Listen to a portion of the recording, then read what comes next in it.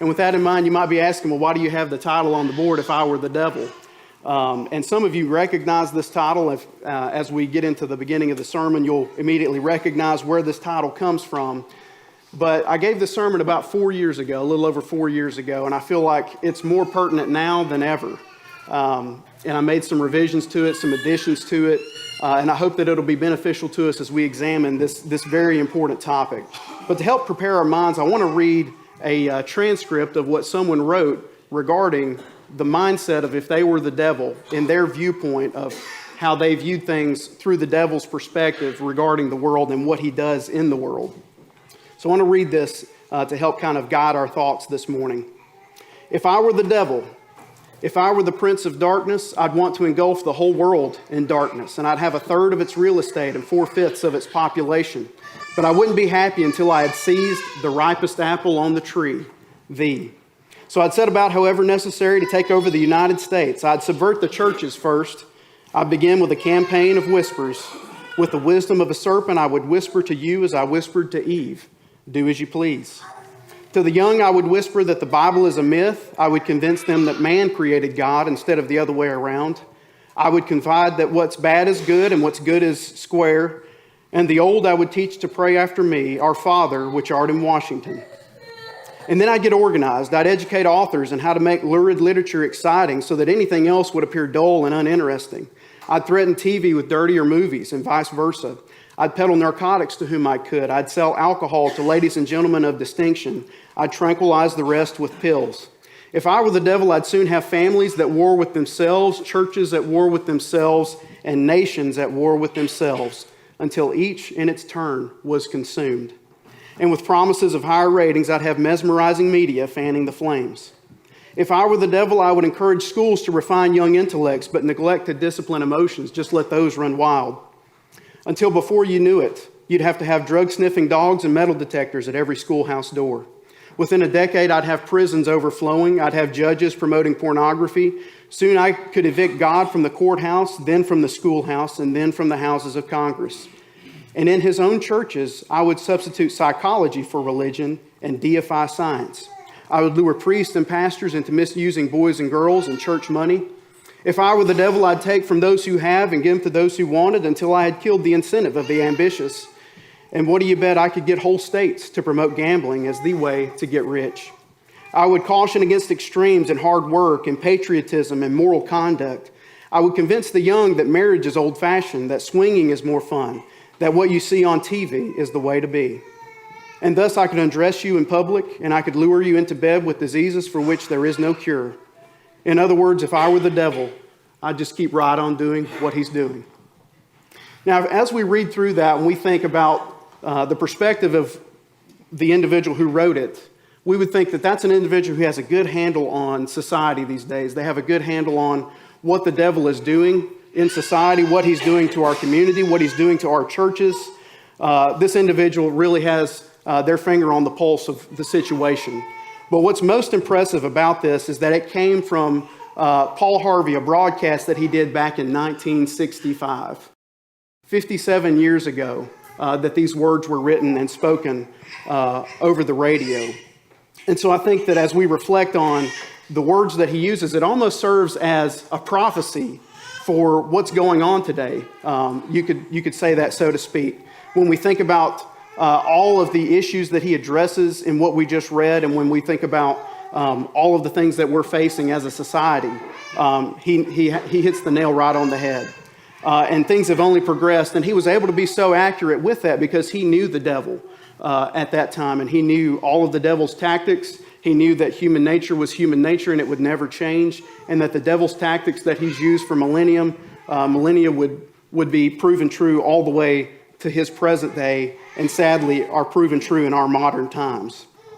And so this morning, for just a little while, we're going to be considering this topic, if I were the devil.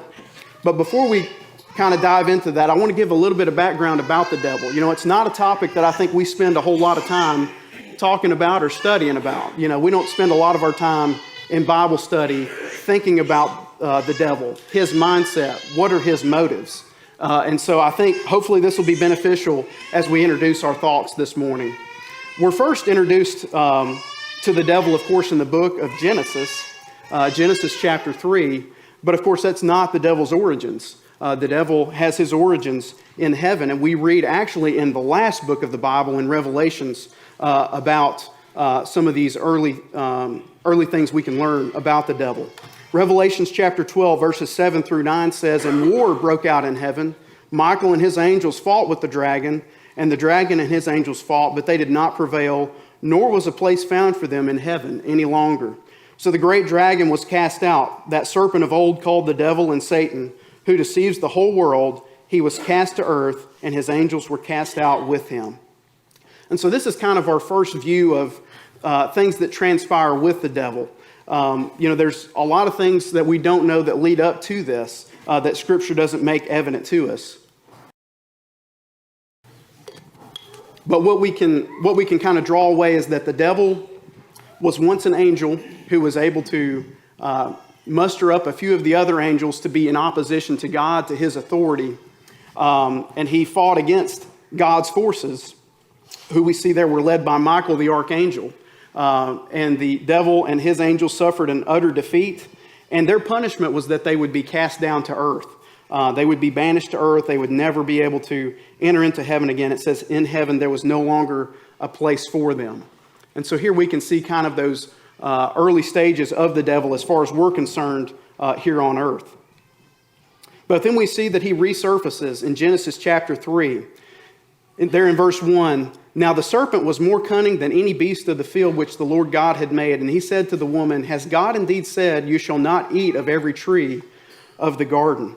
Here the devil, once a dragon, once depicted as a dragon that we just read of in Revelations, is now depicted as a serpent. And him being defeated by God, being banished to earth, he now sets his eyes on something else, another prize, that being God's creation. He sets his eyes on mankind to be able to lure them away from God. He knows that God has a plan for his creation. It's something that God truly cherishes, his children. And so the devil, being defeated in spite perhaps, goes after God's creation and seeks to take as many of them with him as he can. And so another way that we see the devil depicted is as a lion. In 1 Peter 5 and 8, "Be sober, be vigilant, because your adversary the devil walks about like a roaring lion, seeking whom he may devour." When we as Christians think about going about our daily lives, we don't often think about someone that's out to get us. We're just kind of about our daily lives, our daily routine, and we don't really want to think about things that we have to be in danger of. And this is just a silent danger lurking in the shadows that we always need to be aware of. The whole point of this sermon this morning is not to cast fear in your mind, but it's something we need to be mindful of, and we need to be aware that we always need to be on our guard, to be sober, be vigilant, because the devil wants our souls. He was defeated by God, and he knows he's going to be spending eternity in hell, and he wants to take as many people as he can with him. And so to summarize Satan's story and his mission, we can sum it up pretty much in a nutshell like this. He challenged God's authority. He and his forces were defeated. They were banished to earth, and they will be sentenced to eternity in hell. In a nutshell, that's Satan's story. His mission, I think we can sum up in a couple of points. He wants, of course, to thwart God's plans for mankind, the salvation of mankind, and also the very simple old saying, misery loves company. The devil knows what his sentence is going to be. He knows he's going to be suffering eternal torment in hell. And so he wants company while he's there. And also, out of spite, he wants to ruin God's plan for his creation. And so I want us to have this clearly in mind as we reflect on the points we're going to be looking at. We need to know who our adversary is, what's driving him, what are his motives. He wants our souls, and he wants to win us to eternity in hell with him. And so with these things in mind, I wanted to go through a few things in a similar fashion as Paul Harvey did nearly 6 decades ago. I want to reflect on things that, if I were the devil, things that I would do in order to win people, win Christians over to the way of darkness. First of all, the thing I would do if I were the devil is I would find out your weaknesses and I would exploit them. This would be going for the kill shot, as we might say. This would be, as you see on National Geographic, the line that's going after the gazelle, waiting off to the side for the gazelle to pass by, and immediately jumps out and goes for the jugular. This would be the low-hanging fruit, and this is this is the devil's bread and butter, going after your weaknesses. And Thomas Aquinas, he was a 13th century theologian and philosopher, and he pretty much summed up that all of our worldly idols and desires can be summed up under 4 categories. He worded them slightly different, but these are pretty much the main points of what he was saying. Money, fame, power, and pleasure. Pretty much all the things that we want in life, all of the sinful desires. These things, of course, aren't sinful in and of themselves necessarily, but it's our absolute drive and desire and obsession with these things that's going to lead to sin. Things that include money, fame, power, and pleasure. And I encourage all of us this morning to think about what's the number one thing or top 3 things that I have the greatest struggle with. What are the things that I highly desire the most? Especially if they're not of a spiritual nature, then what category do those fall into? Excuse me. And also, what can I do to change the pattern that I've shown about going after that desire, those obsessions? And what can I do to navigate around the fact that I know that Satan's going to use these things to tempt me and pull me to the side, and these are ways that he can gain entry into my mind? What can I do to move past that as a Christian? James chapter 1 gives us essentially the devil's game plan for how to win us over.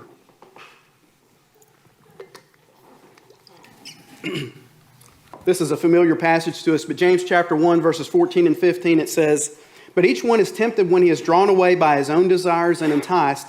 Then when desire has conceived, it gives birth to sin, and sin, when it is full grown, brings forth death." The devil's got a very simple plan, but it's an effective plan. It's a strategy that he's used, like I said, for thousands of years. And he knows that he can win you over if he can gain access through one of those avenues we just mentioned. So we need to be wary of the things that tempt us and what we can do to fight those temptations so that the devil doesn't have a hold over us, and to be mindful of the devil's game plan. The next thing I do, if that didn't work, I would place you in situations to weaken you. Now, what do I mean by that? Well, I would place you in situations that would create weaknesses. Perhaps there's things that have never tempted you before. There's things that you've never been exposed to. And I would seek to put you in situations like that. And I think about the example of kids going off to college. They leave the protection of the home. We've got a few here that are going to be going to college pretty soon. And you need to be mindful of the distractions you're going to face, the temptations you're going to face. And there's not going to be the restrictions that you have had at home. You're going to be exposed to a lot of things that are going to create weaknesses in your life and in your mind. And those are things through which the devil can gain access to you and be able to wreak havoc in your life. It would also be through this way that I would weaken your spirit. I would find your breaking point. You may have been exhibiting a lot of strength up until this point.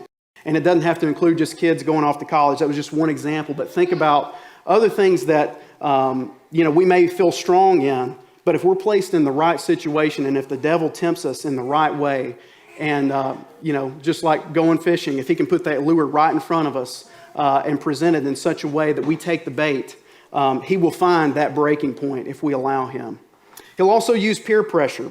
1 Corinthians 15 verse 33, "Do not be deceived. Evil company corrupts good habits." We all need to be mindful of who we're spending time with, because whoever we spend time with is going to rub off on us, and they're going to steer us in that direction. Sometimes we often think that we can be included in a group that may not be the greatest group, and we can have a positive impact on them. And that's a possibility, but more than likely, they're going to have a negative impact on us. And if I were the devil, I would heavily leverage peer pressure to win you over. I'd also use stress and pain and despair. There's so many things that the devil throws at us on a daily basis and that we face just as humans, things that really can break us down. And it would be through that I would find you at your weakest point and catch you unaware. Remember, the devil doesn't even want you to know that he exists. He doesn't want you to know he's there. He's always lurking in the shadows, just like a snake hiding in the bushes, waiting for its prey to come by.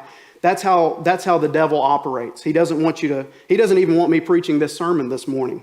But we need to realize that he has these driving motives, and he's always seeking after us. I think no other story in the Bible really presents this in a great way than the story of Job. I won't recount the whole story, but we'll remember how God and Satan have a conversation with each other, and he says, if you considered my servant Job, how there's none like him. Job was one of the most righteous men that have ever lived. And Satan essentially says, well, let me have a shot at him. And so Satan, little by little, begins to try to tear away at Job. He takes away his property. He causes a lot of his family members to pass away. He even damages Job's health. But in all of this, Job remains faithful to God. He serves as a great example for us. But also, this story serves as an example for all of the tactics that the devil will use to try to win us over. And we need to be mindful of them and be persistent in our devotion to God. But if that wasn't effective, then if I were the devil, I would remove you from situations that could strengthen you. If I put you in situations that try to weaken you and that doesn't work, I'm at least going to try to take you out of situations that strengthen you. I'd start with worship. If I could get you to believe that going to worship is not essential, I would certainly try to drive that point home in your minds. I would have you focus on the fact that Sunday morning worship is what we're authorized to do and what we have the biblical example and pattern to do in the New Testament, and that doing the bare minimum is really all you need to focus on. Really, as the devil, I would prefer you not even come to church at all. But if you're going to come to church, I would encourage you to just stick to doing the bare minimum. Focus on that, and that is exactly playing into what I would want you to do. If you choose to remain a Christian and worship, just focus on doing the bare minimum, because I know the more that you're in worship and the more that you go to services, I know you're going to be in fellowship with God, you're going to be in communion with God, and I don't want that to happen because that will weaken the hold that I can have on you. If I were the devil, I would steer you away from any fellowship with Christians or any kind of camaraderie, things that could really build you up. Proverbs 27:17, as iron sharpens iron, so a man sharpens the countenance of his friend. And I would use any excuse under the sun to really prevent you from thinking you even needed to spend time with other Christians. Just go spend time with whoever you want to, or just go spend time at home watching TV. But you don't need to be around other Christians, because that's only going to build you up and it's only going to hurt my cause. I'd also convince Christians that there's no need to bridle their tongue and just to speak their mind. We live in a day and age where society has gotten pretty good at that. The devil realizes what a powerful tool the tongue is, and he utilizes this resource to spread gossip, to spread lies, discouragement, and from these small flames spring forth the wildfires of hatred, division, and despair. James 3 verses 5 and 6, I think, very clearly, more than any other passage, gives an accurate description of the tongue. The tongue is a little member and boasts great things. See how great a forest a little fire kindles. And the tongue is a fire, a world of iniquity. The tongue is so set among our members that it defiles the whole body and sets on fire the course of nature, and it is set on fire by hell. What damage we can do with our tongue, with our speech. Psalms 141:3, this is what led the psalmist to say, set a guard over my mouth, Lord. Keep watch over the door of my lips. We need to be cautious of the words that we use and how we talk to one another, especially those of like precious faith, especially those in the Lord's house and the Lord's people. We need to be careful how we talk to one another. And I like this old saying, I don't know who to attribute it to, but it says, be sure to taste your words before you spit them out. That's something I think we all need to be mindful of, myself included. But if I were the devil, I'd convince you just to say whatever comes to your mind. I'd also encourage Christians to be comfortable with mediocrity. It's a part of our human nature to constantly be in search of a place of comfort. A place where we feel like we can finally rest a little bit. We just don't want to get to that point where we have to constantly be changing and improving. What's the point I need to reach where I can finally just say, okay, I can rest on my laurels, I can rest on all of my achievements and just kind of be comfortable and not further grow. Well, the devil wants you to be comfortable with average, the status quo, the bare minimum, as we've mentioned, or certainly much less. He would love you to do absolutely nothing if he could. He wants you to just be comfortable and get to that state of not really wanting to grow or get outside of your comfort zone. And certainly there's a lot of things we could say here, and we've got more points to make, but just think for a little bit about what happens when we get too comfortable. What happens when we as Christians get too comfortable with our spiritual state and when we no longer grow? Well, we don't improve, and the work of God remains undone. Other people that we could positively impact don't have that influence that we could bring into their lives. There's so many things that can happen from us getting too comfortable in our lives, and we need to be cautious of this. If I were the devil, I'd convince Christians they were living righteous lives when really they were not. And I would use Christians' religion against them just as I did the Pharisees. You see, the devil's been playing this game for a long time, and he knows how to win people's hearts. Consider a passage here, Matthew chapter 23, verse 27. Woe to you, scribes, Pharisees, hypocrites, for you are like whitewashed tombs, which indeed appear beautiful outwardly, but inside are full of dead men's bones and all uncleanness. Even so, you also outwardly appear righteous to men, but inside you are full of hypocrisy and lawlessness. So as the devil, if I'm dealing with Christians who really think highly of themselves and what they've achieved spiritually, I would seek to just further bolster that self-righteous attitude. You see, if we look at Matthew 23, earlier in the passage, verse 3, there we see that the scribes and Pharisees did not practice what they preached. In verse 5, they did things for vanity and for show. In verses 16 through 18, we see that gold, money, and greed became their main areas of focus. And then we see here in verse 27, they put more emphasis on how others saw them than on actually having any morals at all or any moral values. But if I were the devil, I'd even take their hypocrisy a step further. I'd inflate Christian self-righteousness to further degrade the church. One of the greatest faults of the Pharisees was their pride. They loved to sit in the most prominent places, be given public praise and titles. They loved to be served by others. The spotlight was on them. It was all about them. But of course, the greatest consequence of their pride was that they failed to recognize Jesus as the Messiah. All of the rituals, all of the traditions they were holding to, they failed to realize that Jesus was the Messiah and the fulfillment of the law. And if we aren't careful, we can allow pride to creep into our lives as Christians, and that's then going to impact our service to God and how we treat others. Philippians chapter 2, verse 3 says, "Let nothing be done through selfish ambition or conceit, but in lowliness of mind let each esteem others better than himself." In this take-home passage here, Proverbs 16 and 18, "Pride goes before destruction, and a haughty spirit before a fall." If I could get inside your mind, and if I could convince you that you were self-righteous, no one else compared to you, and the way that you were living the Christian life, nobody excelled at it more, and I could just further fuel that pride, I could destroy you, your family, and the congregation. If I were the devil, I'd encourage you to hate correction so that you'd never grow. You know, how many times have we heard a sermon that really cut us to the core, one that really challenged us, one that caused us intense inward reflection? And how many times has true self-reflection been prevented because of maybe the pride that we have, or just our poor attitude toward getting any kind of instruction or feedback or correction? You know, we think that, well, I'm too old for that, or I'm too advanced in my Christian walk to be receiving such instruction. You know, none of us are beyond needing correction. Proverbs 12 and 1 says, "Whoever loves instruction loves knowledge, but he who hates correction is stupid. He who disdains instruction despises his own soul, but he who heeds rebuke gets understanding." If I were the devil, I would want you to be as far away from instruction and correction, because I knew that would just draw you back toward God's way, and it would keep you firmly established in His way. We don't want that. We want you steering toward the way of darkness. If I were the devil, that would be my goal. Job 5 and 17, "Behold, happy is the man whom God corrects. Therefore, do not despise the chastening of the Almighty." We as Christians need to be seeking after that correction and welcoming it with open arms.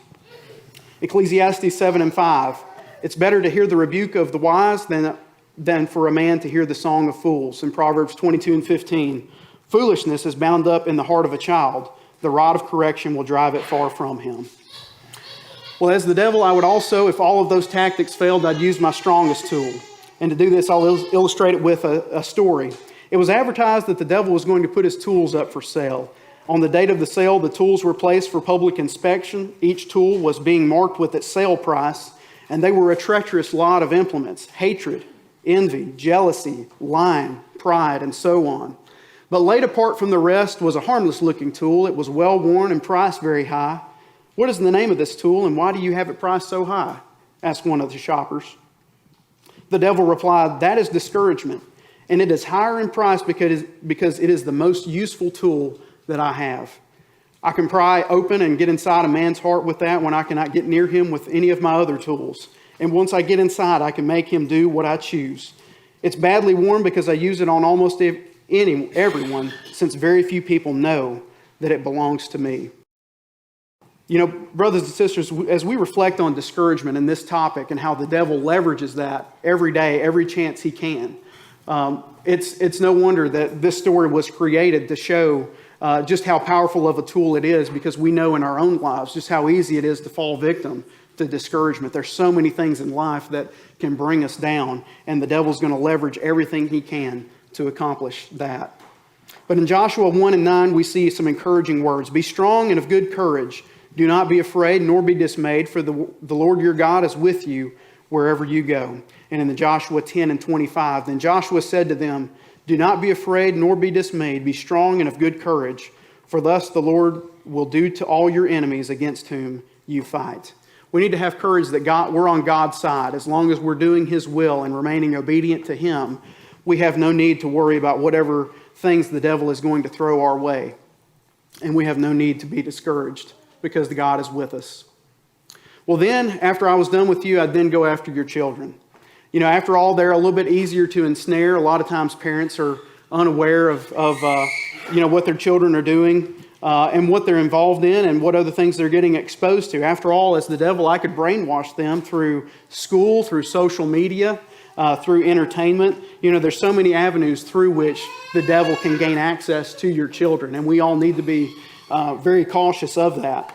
You know, we could get onto a whole tangent of talking about Disney, and I won't talk about that to a lot of an extent. But if you read into what Disney is doing and the ambitions they have to win your children over and to win them over to their agenda, some would call it the liberal agenda. We can just easily call it Satan's agenda. But I can see it firsthand because I sat down to watch a episode of a cartoon with my daughter one day just recently. It seemed like a pretty harmless cartoon called Dino Ranch, where you've got characters that are raising dinosaurs on a ranch. And this particular episode had a dinosaur egg that had been separated, and what it boiled down to was there were two T-Rex dads that were trying to adopt that dinosaur egg and adopt that baby dinosaur. And this is on a children's cartoon. It's pretty concerning to see that as a parent and what they're getting exposed to. And really the whole agenda is to catch them at such an early age that by the time they become adults, it's just going to seem second nature. They're not going to even know anything different. They're not going to think it's out of the ordinary, any of these things that they're being taught. So just encouragement for all of us as parents, myself included, to be mindful of what our kids are getting exposed to, because the devil is hard at work. You know, we as Christians have a responsibility. We as parents have a responsibility to return our children to God someday. They're the most precious thing we've been entrusted with, and we need to be good stewards of them. Psalm 127 verses 3-5 says, behold, children are a heritage from the Lord. The fruit of the womb is a reward. Like arrows in the hand of a warrior, so are the children of one's youth. Happy is the man who has his quiver full of them. They shall not be ashamed, but shall speak with their enemies in the gate. You know, I won't elaborate on this passage. Brother John did an excellent job of this just a few weeks ago in talking about his sermon over fathers. But when we reflect on this and the responsibility that we have as parents to raise our children, particularly as Proverbs 22:6 says, train up a child in the way that he should go. Even when he's old, he will not depart from it. You know, being a parent is an active process. We can't be passive as parents. We've got to be actively involved, teaching our children, being involved in their lives, being involved in what they're getting exposed to, and to realize we have a strong responsibility towards God for the children He's entrusted us with. Well, the other thing that I do, and we're getting close to the end here, but as the devil, I would cause God's people to be so busy that they would work Him right out of their lives. And I've talked about this before and mentioned the book by C.S. Lewis, The Screwtape Letters. I would encourage everyone to read that if you can, because it's a book that tells in a narrative form the tactics that the devil uses to be able to win souls over. And it's pretty much an exchange, the whole book is, between Screwtape and Wormwood, which are two demons. Wormwood is the nephew of Screwtape, and Screwtape's trying to coach him along on how to win a specific person. They're honing in on one single individual to try to win them over and win their soul over to hell. And so he's coaching him along and giving him all these tactics. And, along the process, he says, the safest road to hell is the gradual one, the gentle slope, soft underfoot, without sudden turnings, without milestones, without signposts, to basically catch them unaware and lead them in the wrong direction before they even realize it. And he says, ultimately, if all of these tactics don't work, if you can just get him to do nothing, then we'll be successful. He says, nothing is very strong enough to steal away a man's best years, not in sweet sins, but in a dreary flickering of the mind over it knows not what and knows not why. If the devil can get us simply to do nothing, then he's already achieved a great victory.